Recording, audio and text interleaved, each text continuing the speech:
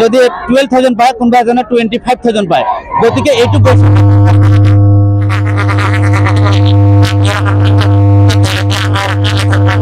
খিনিক নিয়মীয়কৰণ কৰা নহয় তেতিয়ালৈকে আমাক সপ্তম দৰমহা একমতে কৰ্ম প্ৰদান কৰিব লাগে এইটোৱে আমাৰ মুখ্যমন্ত্ৰীলৈ আহ্বান আমাৰ এই দাবী মানি ল'ব লাগে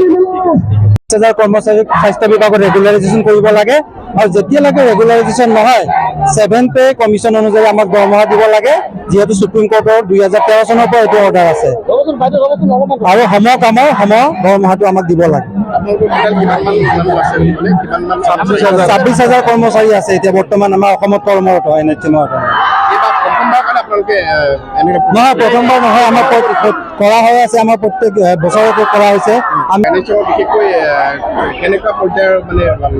সকলো বিভিন্ন পদ্ধতি ডক্টৰৰ পৰা আৰম্ভ কৰি লেব টেক ফাৰ্মাচিষ্টৰ পৰা আৰম্ভ কৰি ৰেডিঅ'গ্ৰাফাৰ GNM ANM সকলো আছে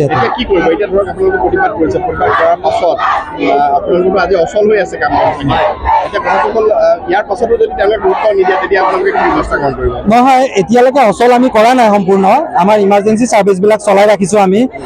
পাব্লিকৰ লগত আমি হেৰি কৰা নাই এতিয়া পাব্লিকৰ অসুবিধা হ'ব দিয়া নাই কিন্তু চৰকাৰে ইয়াৰ পিছতো যদি আমাৰ অনুৰোধবিলাক বুজি নাপায় তেতিয়াহ'লে অনুৰোধবিলাক বেলেগ পৰ্যায়লৈ যাব যিটো পৰ্যায়ত গ'লে আমাৰ ইমাৰ্জেঞ্চি চাৰ্ভিচ বন্ধ হ'ব তাৰ ফলত ৰাইজৰো অসুবিধা হ'ব আমাৰো অসুবিধা হ'ব কাৰণ